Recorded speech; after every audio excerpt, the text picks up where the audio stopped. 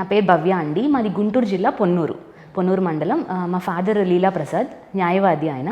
అమ్మ పద్మజ, గృహిణి.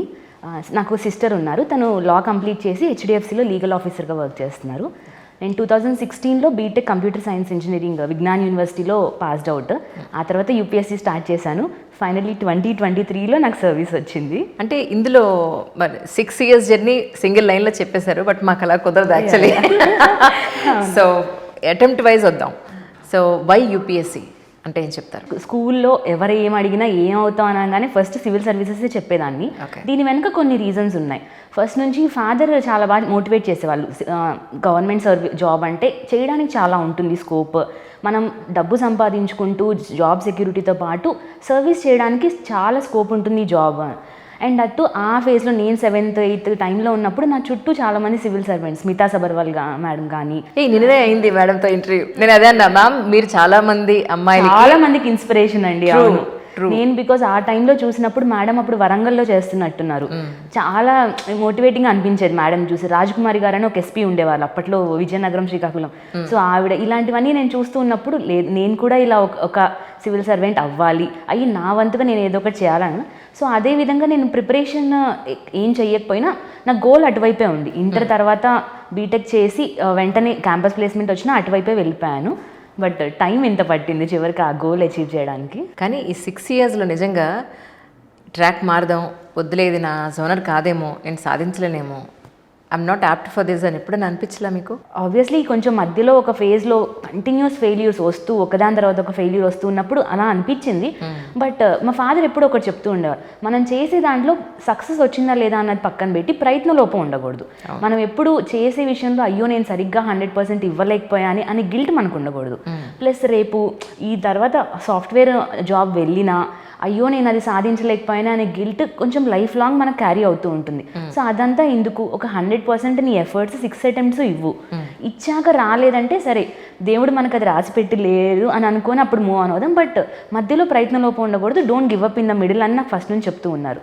నేను కూడా అదే దాంతో లేదు, 100% ఇద్దాము, వస్తే వచ్చింది లేకపోతే లేదు, బట్ ఎక్కడ ఎఫర్ట్ అయితే ఆపకూడదు అన్నది అనుకున్నాను. సో 6th attempt వరకు అలాగే ఎఫర్ట్ ఆపలేదు. సో లక్కీగా లాస్ట్లో రిజల్ట్ వచ్చింది. అంటే ఈ జర్నీలో ప్రతి ఒక్కళ్ళు చెప్పేది ఏంటంటే luck factor also very important అండి అని. ఎంతో హార్డ్ వర్క్ చేసినా లేదా రాని వాళ్ళు వాళ్ళ ఎఫర్ట్ పెట్టలేదని అనడానికి కూడా లేదండి అని. సో మీ జర్నీలో ఈ 6 yearsలో ఏంటి, what matters really for UPSC అంటే నాకు అర్థమైందండి, యూపీఎస్సీ మనతో పాటు చాలామంది, ఫర్ ఎగ్జాంపుల్ నాతో పాటే చాలామంది జర్నీస్ స్టార్ట్ చేశారు. కొంతమందికి ఫస్ట్ అటెంప్ట్లోనే వచ్చేసింది, కొంతమందికి లాస్ట్ 5th attempt 6th attemptలో, కొంతమందికి అసలు రాకుండా పోయిన సందర్భాలు కూడా ఉన్నాయి. సో వాట్ మ్యాటర్స్ అంటే నాలెడ్జ్ విషయంలో అందరికీ సిమిలర్ లెవెల్ ఆఫ్ నాలెడ్జే ఉంటుంది చాలా వరకు. బికాస్ కలిసి ప్రిపేర్ అవుతున్నప్పుడు మనం ఒక్కొక్కసారి చూసినప్పుడు మనం వాళ్ళకి ఏది తక్కువ కాదు అనే అనిపిస్తూ ఉంటుంది. కానీ end of the day exam maybe luck factor అవ్వచ్చు, ఆర్ ఎగ్జామినేషన్ స్ట్రాటజీ కరెక్ట్గా పట్టు మనం సాధించకపోవడం వల్ల అయ్యి ఉండొచ్చు, ఆర్ఎల్స్ ముందు మిస్టేక్స్ నుంచి అనాలిసిస్ సరిగ్గా చేయకపోవడం అనొచ్చు. మనం కొంచెం ఫర్ ఎగ్జాంపుల్ నా విషయంలో నాకు అదే అనిపించింది. ఇన్నాళ్ళు నాకు టైం పట్టడానికి మేబీ నాకు కరెక్ట్ దాని స్ట్రాటజీ నేను అందుకోలేకపోయానేమో, నా ఫెయిల్యూర్స్ నుంచి సరిగ్గా నేను అనలైజ్ చేసుకోలేకపోయానేమో అని అనిపించింది. నేను అనుకోవడం అనాలిసిస్ ఇవన్నీ important, but you should not never compare with others journey. కొంతమందికి ఈజీగా వచ్చిందని వాళ్ళని చూసి జెలస్ ఫీల్ అవ్వడంలో అసలు అర్థమే లేదు. ఎవరి ఓన్ జర్నీ వాళ్ళది, ఎవరిది వాళ్ళది. సో జస్ట్ మన దాని నుంచి మనం తెలుసుకొని మూవ్ ఆన్ అవ్వడమే కానీ అయ్యో వాళ్ళకి వచ్చేసిందే వాళ్ళకి రాలేదే అని కంపారిజన్లో టైం వేస్ట్ చేసుకోవడంలో అసలు అర్థం లేదు. ఒక మెంటర్ లేకపోవడం వల్ల డిలే అయిందనుకున్నారా? లేదు అని అంటే ఇన్ని అటెంప్ట్స్ పెట్టడానికి మేజర్గా మీరు రీజన్ అంటే ఏది అని మీరు సమాధానం చెప్పుకున్నారు? డెఫినెట్గా మెంటర్ లేకపోవడం ఒక రీజన్ అనుకుంటాను. అంటే ఏమైందంటే ఓన్ ప్రిపరేషన్, నేను బీటెక్ అయిపోగానే ఢిల్లీ వెళ్ళిపోయాను. ఒక 10 months కోచింగ్ తీసుకున్నాను ఒక ఇన్స్టిట్యూట్లో. అంటే ఏమైందంటే నాకు బీటెక్ వరకు మేబీ నేను ఆ పొన్నూరు అనే చిన్న ఊర్లో ఉండడం వల్ల ఏమో నాకు అసలు ప్రిపరేషన్ ఎలా ఏంటి అనే డ్రీమ్ మాత్రమే ఉంది. సివిల్ సర్వీసెస్ ఒక గవర్నమెంట్ జాబ్ తెచ్చుకోవాలని డ్రీమ్ ఉంది, కానీ ఎలా అన్నది ఐ డోంట్ నో, అసలు తెలియలేదు. బీటెక్ తర్వాత okay coaching institute Hyderabad, Delhi వెళ్దాం అనుకున్నప్పుడు ఢిల్లీ వెళ్ళాను, కోచింగ్ తీసుకున్నాను. కోచింగ్ తీసుకున్నాక ఓకే సబ్జెక్ట్ ఇది, అసలు దిస్ ఈజ్ ద సబ్జెక్ట్ అని అర్థమైంది, కానీ ఎలా దాని ప్రిలిమ్స్కి ఒక స్ట్రాటజీ, మెయిన్స్కి ఒక స్ట్రాటజీ, ఇంటర్వ్యూకి అన్నది నాకు సరిగ్గా తెలియలేదు అప్పుడు. So it took me lot of time. ప్రతిదీ నాకు నేను చార్ట్ అవుట్ చేసుకోవడం వల్ల ఓకే మెయిన్స్కి ఇలా ప్రిపేర్ అయితే బాగుంటుంది, ప్రిలిమ్స్కి ఇలా చేస్తే కట్ ఆఫ్ మంచిగా వస్తుంది, ఇవన్నీ తెలియడానికి టైం పట్టింది. బట్ ఎవరైనా మెంటర్ కానీ గైడ్ కానీ ఉండుంటే ఇదంతా కొంచెం సులభం అయ్యి ఉండేదని నేను అనుకుంటాను. సో నాకు అందువల్లే కొంచెం డిలే అయ్యిందేమో, లేకపోయి ఉంటే నేను సెకండ్ అటెంప్ట్లో ఇంటర్వ్యూకి వెళ్ళాను. ఫస్ట్ అటెంప్ట్లో నేను ప్రిలిమ్స్ క్లియర్ చేయలేదు, అప్పుడు కోచింగ్లో ఉండగానే అటెంప్ట్ ఇచ్చాను. తర్వాత సెకండ్ అటెంప్ట్లో నేను ప్రిలిమ్స్ మెయిన్స్ క్లియర్ చేసి ఇంటర్వ్యూ వరకు వెళ్ళాను. కానీ దాని తర్వాత నాకు థర్డ్ ఫోర్త్ ఫిఫ్త్ దగ్గర నేను మెయిన్స్ దగ్గర ఆగిపోతూ వచ్చాను. సో అది ఎవరైనా ఉండి కాదు భవ్య ఇట్లా కరెక్ట్ చేసుకో అని చెప్పుంటే ఇంకొంచెం ఈజీ అయ్యి ఉండేదేమో. బట్ అన్నారు అదర్ వే నాకు నేను తెలుసుకొని ఈ 4 yearsలో ఇట్ టుక్ సమ్ టైం. కానీ సెకండ్ అటెంప్ట్లోనే మీరు ఇంటర్వ్యూ వరకు వెళ్ళి రాకపోవడానికి కారణం ఏంటి అంటే స్కోర్ సరిపోలేదా? నాకు మెయిన్స్ స్కోర్ తక్కువ ఉంది. ఫస్ట్ నుంచి నాకు కొంచెం మెయిన్ స్కోర్ కొంచెం ప్రాబ్లమాటిక్గా ఉండేది. ప్రిలిమ్స్ ఇంటర్వ్యూ చాలా కంఫర్టబుల్గా క్లియర్ చేసేదాన్ని, కానీ కొంచెం మెయిన్స్ నాకు ప్రాబ్లమ్గా ఉండేది. సో అదే అప్పుడు 6 marksతో నేను మిస్ అయ్యాను. బట్ దాని తర్వాత వరుసగా 3 attempts అసలు నేను ఇంటర్వ్యూ వరకు కూడా వెళ్ళలేదు. ఫైనలీ లాస్ట్ అటెంప్ట్లో మళ్ళీ ఇంటర్వ్యూకి వెళ్ళాను. Oh my god such a long journey. Very long journey. In fact అప్పటి వరకు ఏమైందంటే నేను బీటెక్ వరకు స్కూల్ కాలేజ్లో ఎప్పుడు ఫస్ట్ ర్యాంక్ వస్తూ అలా ఉండేది. కరెక్ట్గా బీటెక్ తర్వాత కంటిన్యూస్ ఫెయిల్యూర్స్ ఒకదాని తర్వాత ఒకటి. ప్లస్ ఎలా అయిపోతూ ఉండేదంటే ఇంటర్వ్యూ ఇచ్చి మెయిన్స్ ఇచ్చి రికవర్ అయ్యే టైంలోనే మళ్ళీ వెంటనే ఎగ్జామ్ రాయాల్సి వచ్చేది. సో ఫెయిల్యూర్ని డైజెస్ట్ చేసుకొని ప్రాసెస్ చేసుకునే అంత టైం కూడా ఉండేది కాదు. సో కంటిన్యూస్ ఫెయిల్యూర్స్ ఒకదాని తర్వాత ఒకటి లైక్ చాలా నేర్పించాయి ఆ ఫెయిల్యూర్స్. కానీ యూపీఎస్సీ ఆస్పిరెంట్స్ అందరికీ ఏంటంటే ఒక పెద్ద task. That is the right age to settle down the career. The same time ఒక్కొక్క అటెంప్ట్ అయిపోతూ ఉంటే ఇంట్లో పేరెంట్స్ నుంచి సొసైటీ నుంచి కొంత ప్రెజర్ ఉంటుంది. అమ్మాయికి అయితే ఇంకా ఎక్కువ ప్రెజర్. 24 ఏళ్ళు వచ్చేసాయి, 25 ఏళ్ళు వచ్చేసాయి, పెళ్ళి ఎప్పుడు, ఫర్దర్ ఫ్యూచర్ ఏంటి, ఇవన్నీ ప్రెజర్ చాలా ఉంటుంది. ఇప్పుడు అబ్బాయికి కూడా ద సేమ్. బట్ కాకపోతే ఏంటంటే అమ్మాయికి కొంచెం ప్రెజర్ ఎక్కువ ఉంటుంది సొసైటీ పాయింట్ ఆఫ్ వ్యూలో. మీ విషయంలో ఎవరు మీకు సపోర్టివ్గా నిలబడ్డారు అని అంటే ఏం చెప్తారు? మీరు చెప్పినట్టు 20 to 30 prime age of the career. మేము ఆ టైంలో కరెక్ట్గా ప్రిపరేషన్కి వచ్చి ఇక్కడ స్టక్ అయిపోయి ఇన్ని ఇయర్స్ ఆఫ్ ద ప్రిపరేషన్. మీరు అన్నట్టు అమ్మాయికైనా అబ్బాయికైనా, అబ్బాయిలకేమో ఇంకా జాబ్ సాధించలేదు అంటారు, అమ్మాయిలకేమో ఇంకా ఎన్నాళ్ళు నా విషయంలో అయితే నువ్వు సాఫ్ట్వేర్ తీసుకొని ఉండొచ్చు కదా, అప్పుడు క్యాంపస్ ప్లేస్మెంట్ వచ్చి హై ప్యాకేజ్ వచ్చినప్పుడు దాన్ని వదిలేసి ఎందుకు అనవసరంగా ఇటువైపు వచ్చావు అంటే ఫస్ట్ 2 years అయిపోయింది, ఇంకా ఇన్నేళ్ళ అనే ప్రెషర్ వచ్చింది. బట్ ఆ విషయంలో నేను చాలా లక్కీ అని చెప్పుకోవచ్చు. ఎందుకంటే నా ఫ్యామిలీ చాలా సపోర్టివ్గా ఉన్నారు. ఫాదర్, మదర్, మా సిస్టర్ వాళ్ళు ఏ పాయింట్ ఆఫ్ టైంలో అయినా భవ్య లేదు ఫైనాన్షియల్గా కానీ ఇది మోరల్గా కానీ నేను సపోర్ట్ చేయలేము అని ఉంటే నేను కూడా ఆగిపోయి ఉండేదాన్నేమో. బట్ లక్కీగా ఎప్పుడూ అనలేదా, మదర్ ఫాదర్ ఇద్దరు చాలా సపోర్టివ్గా ఉన్నారు. మేబీ అది నేను ముందు నుంచి ఎకడమిక్స్లో ఎక్సెల్ అవుతూ ఉండడం వల్ల వాళ్ళకి వచ్చిన ట్రస్టో లేకపోతే తెలియదు, కానీ ఎప్పుడు మధ్యలో 3rd 4th అటెంప్ట్లో కోవిడ్ టైంలో ఎస్పెషలీ వెరీ ఎగ్జామ్ పోస్ట్పోన్ అవుతున్న టైంలో అప్పుడు కూడా లేదు. మధ్యలో గ్యాప్ ఇద్దాం అనుకునే టైంలో ఇవ్వద్దు, యూ కంటిన్యూ యువర్ అటెంప్ట్స్, మేము కంటిన్యూస్గా సపోర్ట్ చేస్తాము, కానీ ప్లాన్ బి అంటూ పెట్టుకోవడం అప్పటి నుంచి స్టార్ట్ చేశాను నేను. కోవిడ్ టైం నుంచి నా 3rd అటెంప్ట్ తర్వాత నుంచి లేదు, if plan A is not working we should also have a plan B అని నేను అప్పటి నుంచి స్టార్ట్ చేశాను. అలా నేను ఏపీఎస్సీ గ్రూప్ 1 ఎగ్జామినేషన్ కూడా రాశాను. దాంట్లో నాకు మండల్ పరిషత్ డెవలప్మెంట్ ఆఫీసర్ MPDO వచ్చింది. 2022లో వచ్చాయి ఆ రిజల్ట్స్. సో లక్కీగా ప్లాన్ బి ఉండడం వల్ల నాకు కొంచెం కుషన్లా హెల్ప్ చేసింది నాకు. కరెక్ట్. బట్ అదర్వైజ్ నాకు ఫ్యామిలీ సపోర్ట్ చాలా ఉంది. ఫ్యామిలీ, ఫ్రెండ్స్ కానీ భవ్య ఇట్స్ ఓకే, నువ్వు ఎప్పుడో మేమంతా సెటిల్ అయినా యూ చేయగలుగుతావు అని నమ్మకం చాలా ఉంచారు. దానివల్లే నేను సగం స్ట్రెస్ లేకుండా చదవగలిగానేమో అని నాకు అనిపిస్తుంది. బికాజ్ ఫ్యామిలీ వెనక నుంచి వాళ్ళు ఎక్కువ స్ట్రెస్ ఉంటే అది ఇంకా మనల్ని మోరల్గా కిందకి చేస్తూ ఉంటుంది. Plus already subject exam clear చేయాలన్న స్ట్రెస్తో పాటు వెనక ఫ్యామిలీ స్ట్రెస్ కూడా ఉంటే it adds so much of burden కదా ప్రిపరేషన్ టైంలో. సో లక్కీగా ఆ వయసు నాకు అటువైపు నుంచి చాలా సపోర్ట్ ఉంది. సో నేను ఓన్లీ చదువు మీద దృష్టి పెట్టి అదంతా కూల్గా ఉండగలిగాను. మీ ఢిల్లీ ఎక్స్పీరియన్స్ ఏమిటి? ఢిల్లీ అంటే ఏమైందంటే నేను పొన్నూరు, గుంటూరు అక్కడక్కడే చదివానండి. ఆల్మోస్ట్ 10th ఇంటర్మీడియట్ బీటెక్ అక్కడక్కడే ఫినిష్ చేశాను. సో నాకు సడన్గా ఒకసారి ఢిల్లీకి వెళ్ళేసరికి ఒక కొత్త ప్రపంచం. అండ్ అటు ఢిల్లీ ఆ కరోల్ బాగ్, ఓల్డ్ రాజేంద్ర నగర్ ఎలా ఉంటుందంటే కంప్లీట్లీ ప్రిపరేషన్, మొత్తం కోచింగ్ ఇన్స్టిట్యూట్స్, ఒక సపరేట్ వరల్డ్ అది. ఫస్ట్లో వెళ్ళాక నాకు చాలా భయం వేసింది, ఇన్ఫ్యాక్ట్ టెన్షన్ కూడా వచ్చింది కొన్నాళ్ళు. అసలు ఏంటిది, ఎక్కడికి వచ్చాను, కామ్గా అక్కడ ఉండి గుంటూరులో అక్కడక్కడ చూసుకొని ఉంటే బాగుండేది, లేకపోతే హైదరాబాద్ వెళ్ళుంటే బాగుండేదని. It took me lot of time, food wise కానీ క్లైమేట్ వైజ్ కానీ అక్కడున్న ఎస్పెషల్లీ లాంగ్వేజ్ అయినా అక్కడ జనాలు కాస్మోపాలిటన్ చాలా టైం పట్టింది. బట్ ఒక 1 year నేను ఆ బఫర్ టైం చాలా సఫర్ అయ్యాను ఎవ్రీథింగ్. బట్ ఒకసారి అర్థమయ్యాక నాకు I got use to thing and someone నేను కొంచెం అడాప్ట్ అవ్వగలుగుతాను ఈజీగానే. అంటే సరే ఓకే, ఫస్ట్లో బాధపడినా ఏడ్చినా ఏం చేసినా తిరిగి మళ్ళీ అడ్జస్ట్ అవ్వగలిగాను. సో అప్పుడు నేను ఆల్మోస్ట్ 3 years అక్కడే ఉన్నాను. నా ఫస్ట్ అటెంప్ట్ కోచింగ్ అయ్యే వరకు, తర్వాత ఇంటర్వ్యూ ఇచ్చి నెక్స్ట్ మెయిన్ థర్డ్ అటెంప్ట్ వరకు అక్కడే ఉన్నాను. కోవిడ్ టైం అప్పుడు ఇంకా నేను రిటర్న్ వచ్చేసాను, వచ్చి ఇంటి నుంచి ప్రిపేర్ ఢిల్లీ కోచింగ్ మీకు ఉపయోగపడిందా నిజంగానే? అంటే నాకేమైందంటే బీటెక్ వరకు నేను కంప్యూటర్ సైన్స్ బ్యాక్గ్రౌండ్, అసలు నాకు ఈ ఐడియా కూడా లేదు యూపీఎస్సీ సిలబస్ ఎలా ఉంటుందని. సో నాకు అట్లీస్ట్ సిలబస్ ఏంటి, వాట్ ఈజ్ వాట్ అని అర్థం కావడానికి నాకు హెల్ప్ అయింది కోచింగ్. నేను కోచింగ్ అందరికీ కంపల్సరీ అని సజెస్ట్ చేయను కానీ, but someone like me who has no idea of what UPSC syllabus is అన్న వాళ్ళకి coaching is important. Coaching is important because ఎక్కువ టైం వేస్ట్ చేసుకోకుండా ఇవి రిసోర్సెస్, ఇది సిలబస్ అని అర్థం కావడానికి కోచింగ్ హెల్ప్ అవుతుంది. ఆస్పిరెంట్స్ చాలామంది గ్రూప్ స్టడీస్ చేస్తుంటారు to discuss the things, actually topic discuss చేసుకోవడానికి, ఒకళ్ళకొకళ్ళు ఎక్స్ప్లెయిన్ చేసుకోవడానికి. అది నిజంగానే యూజ్ అవుతుందా అండి? దీనిలో నాకేమైందంటే ఫస్ట్ నుంచి నా గ్రూప్ స్టడీకి అంత పీర్స్ అంతగా దొరకలేదు. బట్ లాస్ట్ అటెంప్ట్ 6th అటెంప్ట్లో నేను హైదరాబాద్ షిఫ్ట్ అయ్యాను. అప్పుడు నాకు లక్కీగా ఇక్కడ నాకు మంచి పీర్ గ్రూప్ దొరికింది. పీర్ గ్రూప్ నేను చెప్పేది ఏంటంటే ఎవ్రీబడి షుడ్ బి సీరియస్ ఉన్న వాళ్ళకి పీర్ గ్రూప్ అడ్వాంటేజ్ ఏంటంటే మనం చదివింది కాక వేరే డిఫరెంట్ పర్స్పెక్టివ్స్ తెలుస్తుంది. అది యూపీఎస్సీలో చాలా చాలా ఇంపార్టెంట్. నాకైతే ఇన్ఫ్యాక్ట్ మెయిన్స్ ప్రిపరేషన్కి చాలా చాలా హెల్ప్ అయింది peer group, because different perspectives తెలుస్తుంది. అండ్ సిలబస్ అనేది యూపీఎస్సీలో చాలా వాస్ట్. సో అంత వాస్ట్ సిలబస్ ఒక్కళ్ళు కవర్ చేయడం కన్నా వేరే వాళ్ళు కొంచెం చదివి దాన్ని మనకు చెప్పడం, మనం వేరే వాళ్ళకి చెప్పడం, దీని ద్వారా చాలా అడ్వాంటేజ్ ఉంటుంది. But I know everybody is not lucky to have a peer group, because నేను I don't have any peer group till my last అటెంప్ట్లో అప్పుడు నాకు పీర్ గ్రూప్ ఉండడం వల్ల. సో ఇట్ యాక్చువల్లీ కొంచెం చెప్పాలంటే మన ప్రిపరేషన్ని కొంచెం ఈజీ చేస్తుంది peer group. Serious peer group ఉండాలి and everybody should be equally contributing to that group. True. Last year 2023 examination elimination pattern అంతా మార్చారు అని చెప్పారు. సో మీకు ఎలా అనిపించింది? యాక్చువల్లీ మీరన్నా దానికి రాసింటారు కదా మోస్ట్ ప్రాబ్లీ. ప్రిలిమ్స్ ఏమైందంటే అండి, యాక్చువల్లీ నేను ఫస్ట్ 2 అటెంప్ట్స్ చాలా టఫ్గా ఫీల్ అయ్యాను. ఆ తర్వాత సమ్ ఆర్ అదర్ వే నేను ప్రిలిమ్స్ కొంచెం స్ట్రాటజీ నాకు కొంచెం అర్థమైంది. అంటే you have to read lot of content but at the same time దాన్ని అనలైజ్ చేసుకోవడం అర్థం. సో అప్పటి నుంచి నేను కంఫర్టబుల్గానే 110, 120 స్కోర్స్లో వస్తూ ఉన్నా.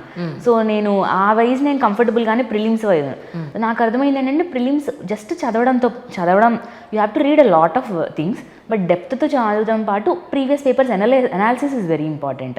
బికాస్ వన్స్ యూ గెట్ అసలు అనాలిసిస్ చేసి ఇది అని అర్థమైతే no matter how much pattern change అయినా you can still.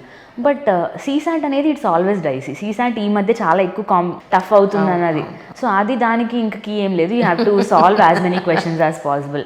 But 3 prelims mains interview చూసుకుంటే prelims is something that is very unpredictable అని నాకు వెరీ అన్ప్రెడిక్టబుల్. అందుకే చాలా మంది అక్కడ ఆ ఫస్ట్ స్టేజ్ దగ్గర ఆగిపోతున్నారు. బికాజ్ ఎవ్రీ ఇయర్ యూపీఎస్సీ కూడా pattern March it's making it complicated. So first నుంచి 5th అటెంప్ట్ వరకు రోలర్ కోస్టర్ రైడ్లోనే ఉంది అంతా. అదంతా మనం తీసి పక్కన పెడితే లాస్ట్ అటెంప్ట్ దగ్గరికి వద్దాం మనం. లాస్ట్ అటెంప్ట్ మీరు అచీవ్ చేయడానికి what was the main point అంటే ఏం చెప్తారు? లాస్ట్ అటెంప్ట్కి ముందు అటెంప్ట్స్కి డిఫరెన్స్ ఏంటంటే అప్పటికి నాకు ఓకే ఇది చదవడం అన్నది స్ట్రాటజీ అర్థమైంది. ప్లస్ నా లాస్ట్ 4 ఫెయిల్యూర్స్ నేను కొంచెం అనలైజ్ చేసుకున్నాను. ఇవి మిస్టేక్స్, నా వీక్ పాయింట్స్ ఇవి అని నాకు అర్థమైంది. సో వాటి మీద నేను కొంచెం ఎక్కువ స్ట్రెస్ పెట్టాను. ప్లస్ యాడెడ్ టు దట్ అప్పటికి నేను ఇక్కడికి హైదరాబాద్ షిఫ్ట్ అయ్యాను అండ్ నేను సిఎస్బి బాలలత మ్యామ్ దగ్గరికి వెళ్ళడం స్టార్ట్ చేశాను. సో మేడం మెంటర్షిప్ కొంచెం నాకు హెల్ప్ అయింది. Plus at the same time peer group కూడా నాకు అప్పుడు ఉంది. సో వాళ్ళ దగ్గర నుంచి ఓకే వాళ్ళ ఇన్పుట్స్, వాళ్ళ ఫెయిల్యూర్స్ నుంచి అనాలిసిస్ ఇవన్నీ ఆల్ టుగెదర్ నాకు హెల్ప్ అయ్యాయి అనుకుంటాను. బట్ అబౌవ్ ఆల్ నా పాస్ట్ ఫెయిల్యూర్స్ లెర్నింగ్సే నాకు మెయిన్ హెల్ప్ అయింది అనుకుంటున్నాను. ఇప్పుడు లాస్ట్ అటెంప్ట్ పాయింట్ ఆఫ్ వ్యూలో మనం ఆలోచిస్తే మీ ఇంటర్వ్యూ ఎలా జరిగిందంటే ఏం చెప్తారు? ఇంటర్వ్యూ నాకు అది సెకండ్ ఇంటర్వ్యూ అండి యూపీఎస్సీ. అండ్ జస్ట్ దానికి ముందే నేను ఏపీఎస్సీ గ్రూప్ 1 ఇంటర్వ్యూ కూడా ఇచ్చున్నాను. సో ఇంటర్వ్యూ వైజ్ నాకు స్మితా నాగరాజ్ మ్యామ్ బోర్డ్ వచ్చింది. అండ్ నా ఇంటర్వ్యూ మొత్తం నా ఎంపీడీఓ జాబ్ గురించే వెళ్ళింది. నేను అప్పటికి ఎంపీడీఓ జాబ్ ఆల్రెడీ ఒక 8 months నుంచి చేస్తూ ఉన్నాను. So most of the job women జాబ్లో ఎలా చేయగలుగుతారు, ఎస్పెషల్లీ అది ఫీల్డ్ జాబ్ కదా. సో ఆ జాబ్లో ఎలా వర్క్ చేస్తున్నారు, పంచాయతీరాజ్ సిస్టమ్స్, దీని గురించి నా ఇంటర్వ్యూ అంతా తిరిగింది. సో కొంచెం కంఫర్టబుల్గానే జరిగిందని చెప్పొచ్చు ఇంటర్వ్యూ. బికాజ్ అదంతా నేను ఆల్రెడీ వర్క్ చేసి ఎక్స్పీరియన్స్ ఉన్నదే కదా. సో నేను అదే చెప్పాను. Interview went well. అంటే 185 స్కోర్ వచ్చింది. So I felt it was a decent score comparatively. So but మెయిన్స్లో యాజ్ యూజువల్ నాకు మెయిన్స్ కొంచెం జిఎస్ తగ్గడం వల్ల ఫైనల్లీ నాకు మళ్ళీ కట్ ఆఫ్ దగ్గర కొంచెం ప్రాబ్లం వచ్చింది. అందువల్ల నేను మెయిన్ లిస్ట్లో లేకుండా రిజర్వ్ లిస్ట్లో సెలెక్ట్ అయిన తర్వాత. ఈ రిజర్వ్ లిస్ట్ అనేది ఇక అది లాస్ట్ ఆప్షన్లా టెన్షన్ ఉంటుంది మనసులో. సో ఆ టైంలో మీ మనసులో ఉన్న టెన్షన్ ఏంటి? ఇది ఈ సంవత్సరం కాదేమో, ఇక గ్రూప్ 1 దానికి ఫిక్స్ అయిపోదామని అనుకున్నారా? ఇన్ఫ్యాక్ట్ అదేనండి, మెయిన్ లిస్ట్ రిజల్ట్ వచ్చినప్పుడు నా పేరు చూసుకున్నప్పుడు ఐ వాజ్ లైక్ ఓకే ఇంకా నా యూపీఎస్సీ జర్నీ అయిపోయింది అని. It was in fact I think మేలో వచ్చింది. మే నుంచి నెక్స్ట్ ఇది రావడానికి నవంబర్. ఈ లోపు it was very tough. Okay, I have to settle in group 1. ఇప్పుడు గ్రూప్ 1 సెటిల్ అవ్వాలి, నా యూపీఎస్సీ జర్నీ అయిపోయింది అనే ఫ్యాక్ట్ నాకు డైజెస్ట్ చేసుకోవడానికి చాలా కొంచెం టైం పట్టింది. బట్ నేనైతే రిజర్వ్ లిస్ట్ అనేది నాకు గాడ్ సెంట్ ఆపర్చునిటీ అనుకుంటాను. బికాస్ ఇది ఇంకా నీది కాదు భవ్య అనుకున్న టైంలో I got in to the reserve list. So నేను ఇన్ఫ్యాక్ట్ వెంటనే నెక్స్ట్ ప్లాన్ కూడా ఆలోచించాను. నాకు sports authority of India notification ఇచ్చింది, యూపీఎస్సీ ఇంటర్వ్యూ వరకు అటెండ్ అయిన వాళ్ళు అసిస్టెంట్ డైరెక్టర్ అనే జాబ్కి అప్లై చేసుకోవచ్చు అని అప్పుడు వెంటనే ఆగస్ట్లో నోటిఫికేషన్ ఇచ్చింది. సో నేను వెంటనే అది అప్లై చేశాను, ఆ ఇంటర్వ్యూ అటెండ్ అయ్యి ఆ జాబ్ రావడం జరిగింది. సో నేను ఇన్ఫ్యాక్ట్ అటువైపు వెళ్ళిపోయాను కూడా. ఇది నాది కాదు అనుకొని అటువైపు వెళ్ళినప్పుడు మళ్ళీ లక్కీగా నాకు వచ్చింది. సో ఐ ఫీల్ లక్కీ ఆ వైజ్గా. ఓకే, లక్ ఆ ముందు ఐటమ్స్లో లేకపోయినా లాస్ట్లో నాకు దేవుడు కొంచెం ఇచ్చాడు అని నేను అంటే మీ కష్టాన్ని గుర్తించారు. ఎక్నాలెడ్జ్మెంట్ దొరికింది ఫైనల్లీ. 6 ఏళ్ల మీ నిరీక్షణ, రిజల్ట్స్ వచ్చిన రోజున సిచ్యువేషన్ చెప్పండి మాకు ఒకసారి. నేను అప్పుడు ఢిల్లీలో స్పోర్ట్స్ అథారిటీలో వర్క్ చేస్తున్నాను. ఫస్ట్ నాన్న చూసి రిజర్వ్ లిస్ట్లో ఇలా సర్వీస్ వచ్చింది అన్నప్పుడు they were very very happy. Because నాకు ముందు నుంచి వాళ్ళిద్దరూ చాలా చూస్తూ ఉన్నారు కదా దగ్గరగా. అయ్యో డిసప్పాయింట్మెంట్తో ఉండిపోతుంది లైఫ్ అంతా అనే ఇదిలో ఉన్నప్పుడు ఈ సర్వీస్ రావడం వాళ్ళకి చాలా హ్యాపీ ఇచ్చింది. I was very happy. Okay, finally నేను అనుకున్నది వచ్చింది. ఎస్పెషల్లీ నాకు ఇండియన్ రైల్వే సర్వీస్ వచ్చింది. And that is something that I always looking on. Indian railway service నాకు I always had a good opinion on that. Right. So I had like బాగా అనిపించింది ఆ reserve list. ఆ వీడియోలో చూసాను ఏంటంటే 5-6 గవర్నమెంట్ సర్వీసెస్ ఒకసారే వచ్చాయని. అది ఒక్కసారి ఏంటి చెప్తారా? అది కరెక్ట్గా అర్థం కాలేదు నాకు. అంతకు ముందు వరకు యూపీఎస్సీలో ఏమయ్యేదంటే IRTS, Indian railway police force అని సపరేట్ సర్వీసెస్ ఉండేవి. ఇప్పుడు ఏమైందంటే లాస్ట్ 2022లో ఒక క్యాబినెట్ దాని ద్వారా IRMS అని ఒక కొత్త సర్వీస్ క్రియేట్ చేశారు, ఇండియన్ రైల్వే మేనేజ్మెంట్ సర్వీస్. దాంట్లో ఒక 7 services, civil engineering, mechanical, electrical, traffic, personal account, ఇలా రైల్వేలో ఉన్న డిఫరెంట్ 7 సర్వీసెస్ కలిపి ఒకే సర్వీస్ చేశారు. సో ఇప్పుడు మేము ఆ సర్వీస్కి రిక్రూట్ అయితే you can go into whatever service at you can. So you can shift between, ఫ్లెక్సిబుల్గానే ఉంటుంది సర్వీసెస్ మధ్య కూడా. సో ఇన్ఫ్యాక్ట్ IRMS ఏంటంటే IAS ఆఫ్ ద రైల్వేస్ అనొచ్చు మనం. ఒకప్పుడు టెక్నికల్గా సివిల్ ఇంజనీరింగ్కి ఇండియన్ ఇంజనీరింగ్ సర్వీస్ ద్వారా తీసుకొని, ట్రాఫిక్కి సివిల్ సర్వీసెస్ ద్వారా తీసుకొని అలా సపరేట్గా ఉండేది. ఇప్పుడు ఇంజనీరింగ్ సర్వీసెస్ సపరేట్ చేస్తున్నారు. అసలు ఇంజనీరింగ్ సర్వీస్ ఇంకా లేదు. ఇంజనీరింగ్ సర్వీస్ ద్వారా రైల్వే రిక్రూట్మెంట్ లేదు, కంప్లీట్ సివిల్ సర్వీసెస్ ద్వారానే జరుగుతుంది. That through IRMS. సో అది మాది ఫస్ట్ బ్యాచ్ ఆఫ్ IRMS. అది ఇప్పుడు ట్రైనింగ్ మాకు మొన్న జనవరిలో స్టార్ట్ అయింది. సో మాకు అన్ని ఇప్పుడు నేను చెప్పిన 7 ఇంజనీరింగ్ వాటి 7 ఇంజనీరింగ్ ప్లస్ నార్మల్ అన్ని సర్వీసెస్లో మాకు ఎక్స్పోజర్ ఇస్తున్నారు. ఇది కాకుండా మీరు స్పోర్ట్స్ అథారిటీ ఆఫ్ ఇండియా దాంట్లో అంతకుముందు మీరు వర్క్ చేసింది, అలాగే గ్రూప్ 1కి సంబంధించి అదొకటి ఉంది, అక్కడ 3 సర్వీసెస్.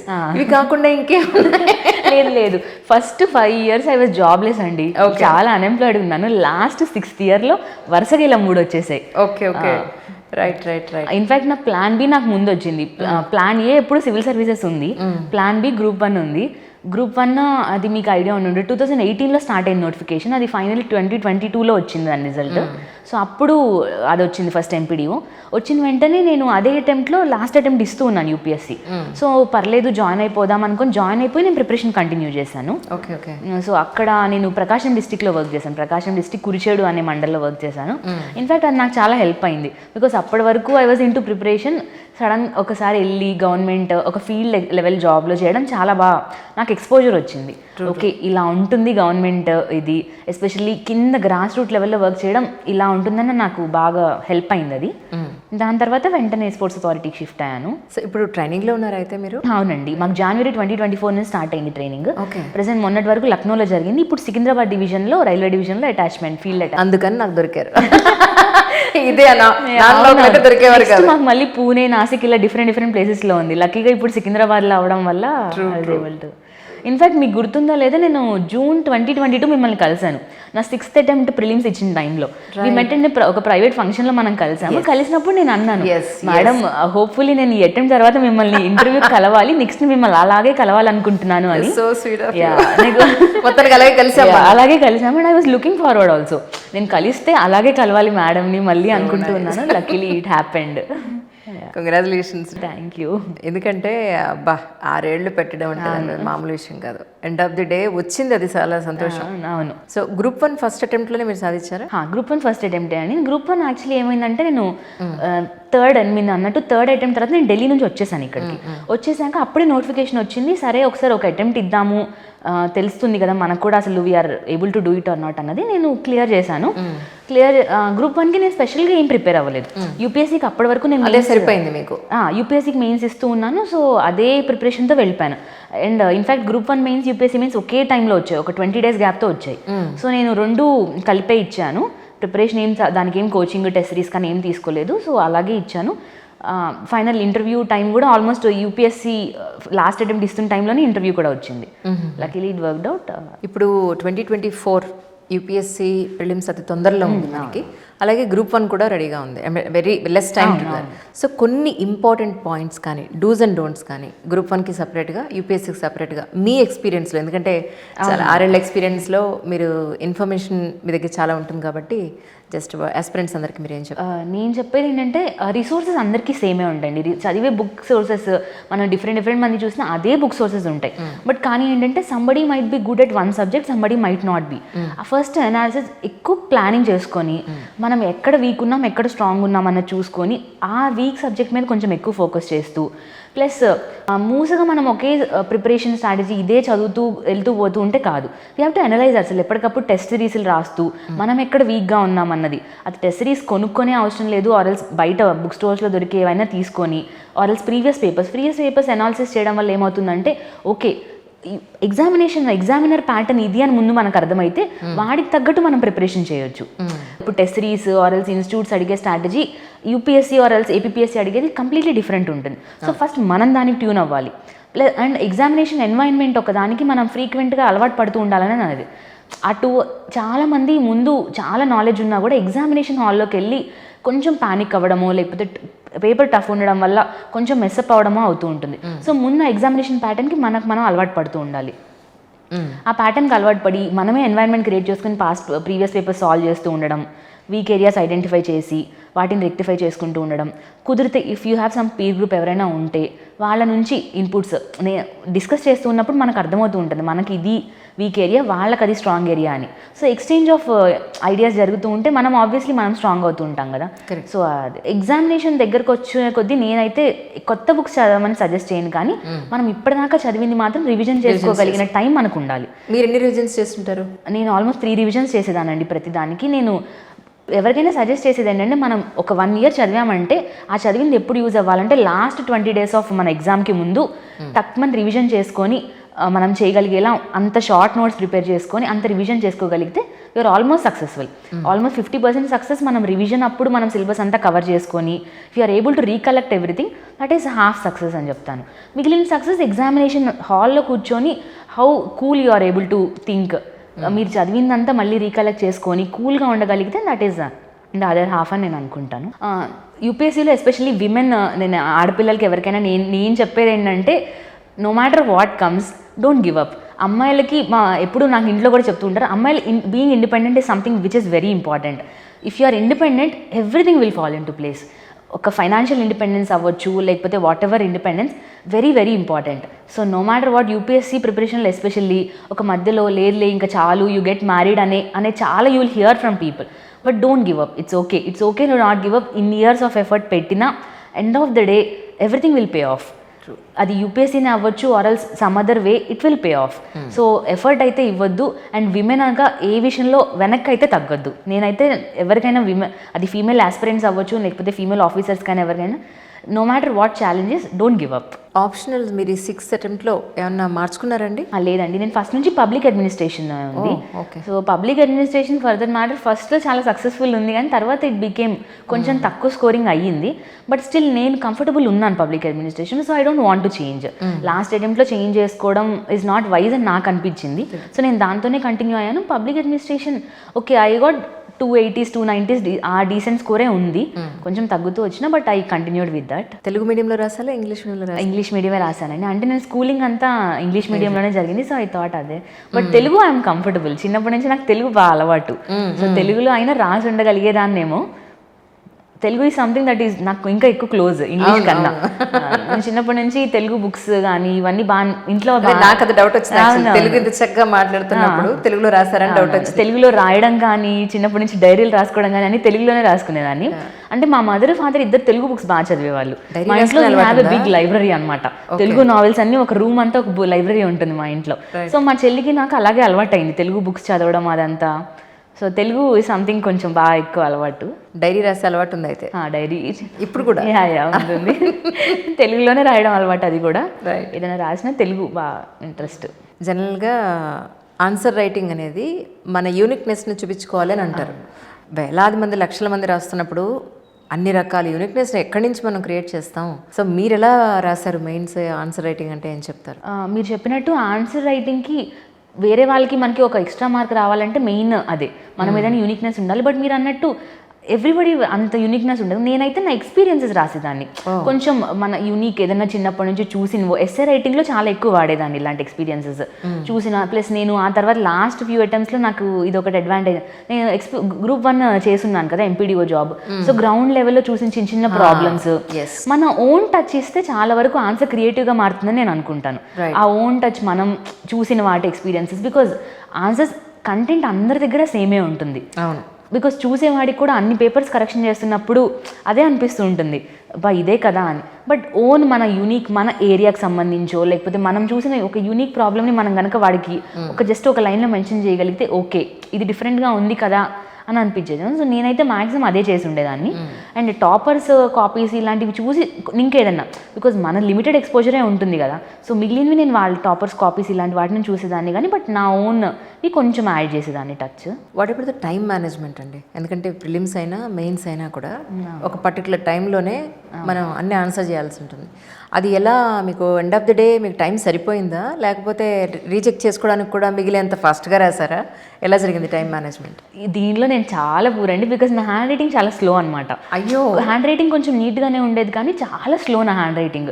సో నాకు చాలా టఫ్ అయింది time management. In fact first few అటెంప్ట్స్లో 20 క్వశ్చన్స్ కంప్లీట్ చేసేదాన్ని కానీ కొన్ని లాస్ట్ క్వశ్చన్స్ క్వాలిటీ కాంప్రమైజ్ అయ్యేది, బికాజ్ నాకు టైం చాలా స్లోగా రాయడం వల్ల ఇష్యూ అయ్యేది.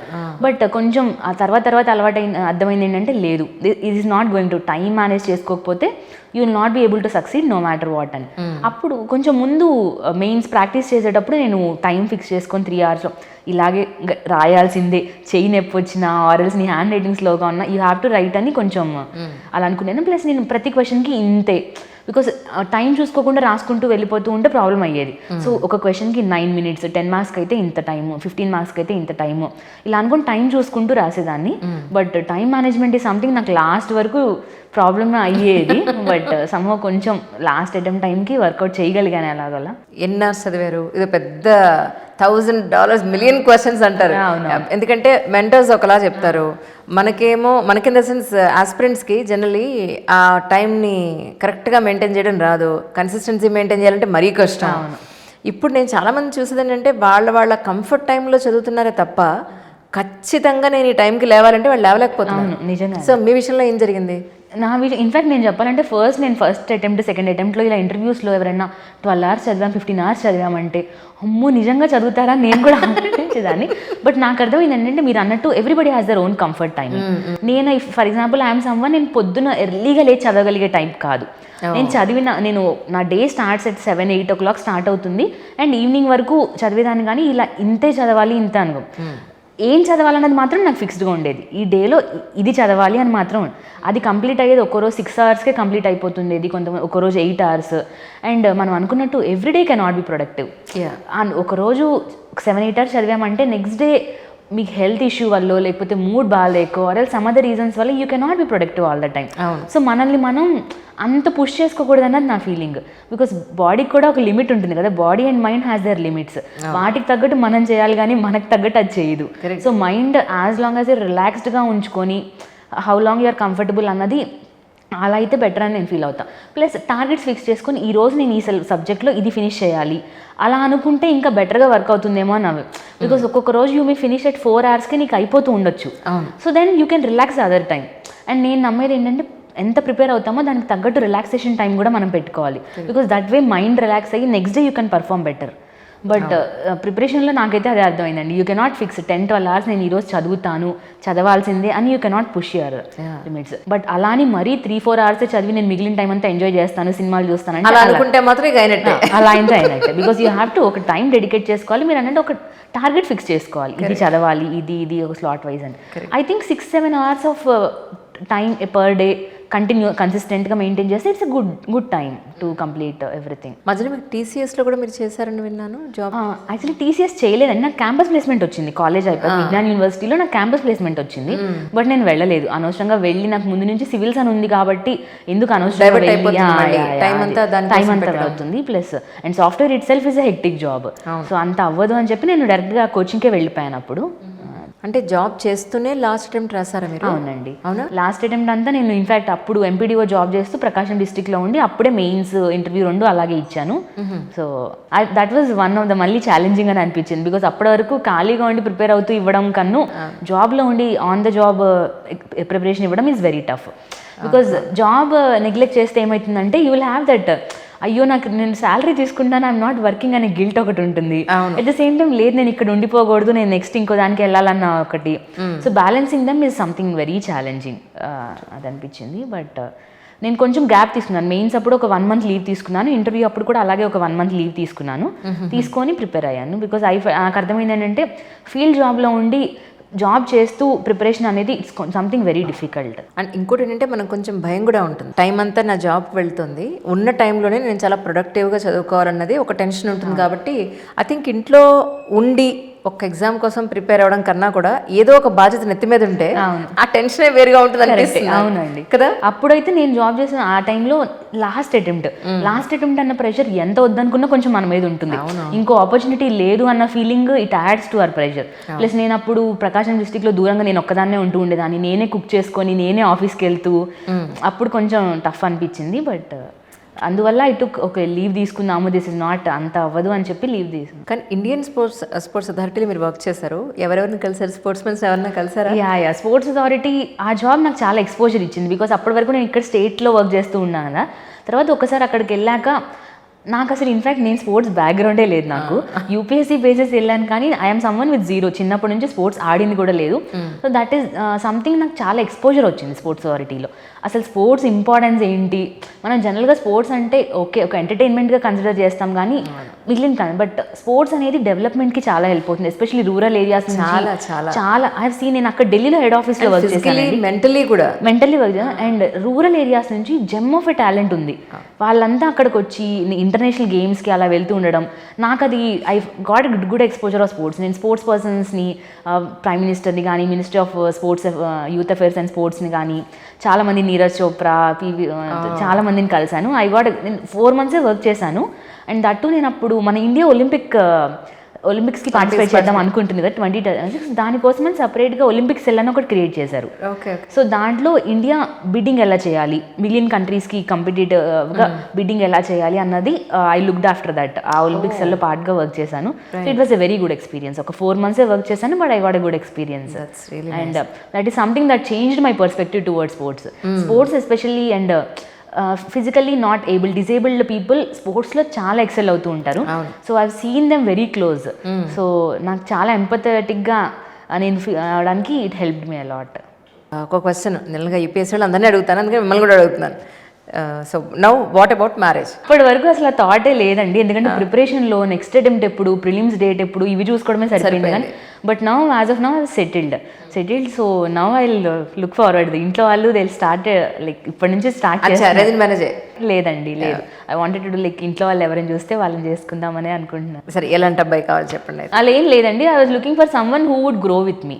ఫస్ట్ నుంచి ఇంట్లో వాళ్ళకి కూడా అదే చెప్తున్నాను నేను. ఐ వాజ్ సమ్వన్ ఎవరైనా నాతో పాటు కెరీర్ గ్రో అవుతూ, అండ్ ఇఫ్ పాసిబుల్ ఎవరైనా గవర్నమెంట్ సర్వీసెస్ అయితే, బికాజ్ నా ప్రిపరేషన్ ఇదంతా వాళ్ళు కొంచెం అర్థం చేసుకోగలుగుతారు కదా, అదే సీన్. సో అలా అయితే బాగుంటుందని, ఇలా పర్టికులర్గా ఇలాగే ఉండాలి, ఇంత అందంగా ఉండాలి, ఇలా చేయాలి, ఈ ఏం రిక్వైర్మెంట్స్ ఏం లేవు. Somebody who would grow with me కొంచెం అర్థం చేసుకోగలిగి, బికాజ్ వర్కింగ్ విమెన్ ఉన్నప్పుడు ద అదర్ పర్సన్ ఆల్సో అర్థం చేసుకోగలిగేలా ఉండాలి కదా. So someone who could understand my work me, అంతకన్నా ఎక్కువ రిక్వైర్మెంట్స్ ఏం లేవు. ఇంత 6 years ఎఫర్ట్ చేసిన మీరు అండ్ మోరోవర్ చాలా డిపార్ట్మెంట్స్లో వర్క్ చేసిన మీరు ఖచ్చితంగా మీరు ఇప్పుడు ప్రజెంట్ వెళ్ళబోయే రైల్వేస్ ఏదైతే ఉందో అక్కడ మీరు కొత్త రిఫార్మ్స్ డెఫినెట్గా తీసుకురాగలని మేము గట్టిగా నమ్ముతున్నాం నిజంగానే. రైల్వేస్ నేను ఇప్పుడు రీసెంట్గా ఒక 2-3 మంత్స్ ఎక్స్పోజర్ మాత్రమే నాకు దొరికింది ట్రైనింగ్లో. బట్ నాకు అర్థమైంది ఏంటంటే రైల్వేస్ ఒకప్పుడు ఉన్నంత అలా కాదు, ఇట్ ఈస్ చేంజింగ్ అవుతుంది. ప్రతి టెక్నాలజీ ఇది చేసుకుంటూ కానీ ఇట్స్ గ్రోయింగ్. ఇప్పుడు వందే భారత్ ట్రైన్స్ అవ్వచ్చు, లేకపోతే మెట్రోస్ అవ్వచ్చు, ఇట్స్ గ్రోయింగ్. అండ్ టెక్నాలజీ ఇప్పుడు ఎస్పెషలీ కంప్యూటర్ సైన్స్ లేకపోతే ఇలా వచ్చే ఇంజనీరింగ్ బ్యాక్గ్రౌండ్ వాళ్ళకి it has lot of opportunities. So change చేయడానికి చాలా స్కోప్ ఉందని నాకు అర్థమైంది. And railways has lot of work force. ఇండియాలో ద లార్జెస్ట్ వర్క్ ఫోర్స్ ఎక్కడైనా ఉందంటే రైల్వేస్లోనే. సో ఆల్మోస్ట్ 12 lakhs ఎంతమందో ఉన్నారు వర్క్ ఫోర్స్. సో ఆ విధంగా చూసుకుంటే I think I have lot of scope to bring some change in railways. True. And contribute my knowledge to exactly. In generally ట్రైన్స్లో journey చేసేవాళ్ళు complaint మేజర్గా ఒకటి ఉంటుందంటే, ఒకటి నీట్నెస్, రెండోది ఫుడ్ బాగుండదు అని. నా రిక్వెస్ట్ ఏంటంటే ఒక మంచి ఫుడ్ మన ఇండియన్ రైల్వేలో కూడా దొరుకుతుంది. ఫారెన్లో ఉండేంత నీట్నెస్ కాకపోతే అట్లీస్ట్ అందులో ఒక 70-80% మన ఇండియన్ రైల్వేస్లో కూడా దొరుకుతుంది అనే ఒక రిఫార్మ్స్ మీరు తీసుకొస్తారని మనస్ఫూర్తిగా నమ్ముతున్నాను నేను నిజంగా. తప్పకుండా. నేను ఈ మధ్య రీసెంట్గా తెలుసుకుంది ఏంటంటే ఫుడ్ సేఫ్టీ, మనం ఫుడ్ బాగాలేదు అనుకుంటూ ఉంటాం, కానీ ఐఆర్సిటీసీ ఫుడ్ ప్రొవైడ్ చేసేటప్పుడు ఇన్ఫాక్ట్ వాళ్ళకి ఒక ఫుడ్ సేఫ్టీ ఆఫీసర్ ఉంటారు. They taste every dish that they have, ప్రతిదీ ఉంటారు. బట్ జనరల్లీ మేబీ అది హ్యాండ్లింగ్ వల్ల, అది తీసుకొచ్చి సర్వ్ చేసే మనిషి హైజెనిక్గా సర్వ్ చేయకపోవడం వల్ల we have a bad impression on that. But I think in the coming years that will change. Because ప్రతిదీ ఎవ్రీథింగ్ నీట్నెస్ విషయంలో కానీ, ట్రైన్స్ వాష్రూమ్స్ విషయంలో కానీ, everything is slowly changing. Maybe I think ట్రాన్సిషన్లో ఉందనుకుంటా, కొంచెం ఒక few years down the lane it's going to be like comparable to the foreign railways అని నేను అనుకుంటున్నాను. ట్రూ. వన్స్ మీరు జాయిన్ అయిన తర్వాత ఒక 2-3 yearsకి మళ్ళీ మీ ఇంటర్వ్యూ తీసుకుంటాను డెఫినెట్గా. అక్కడ మీరు చూసిన ప్రాబ్లమ్స్ ఏంటి, మీరు తీసుకొచ్చిన రిఫార్మ్స్ ఏంటి అనేది పాయింట్లో. Thank you so much for your coming. Really great journey once again. Thank you. It was a pleasure to meet with you. Because నేను సర్వీస్ వచ్చిన తర్వాత నుంచి I was looking forward first మేడంకి ఇంటర్వ్యూ ఇవ్వాలి. Because నా friends అందరూ నాతో పాటు ప్రిపరేషన్ అయిన వాళ్ళందరూ some are the other way they come and give an interview for you. So I was looking forward because I also see you as an inspiration. Because one of the most hard working women. నేను చాలా years నుంచి మిమ్మల్ని follow అవుతూ ఉన్నాను. So I know how hard. So I feel lucky today to. Thank you Bhavya garu. Thank you so much really once again. Thank you అండి. Thank you.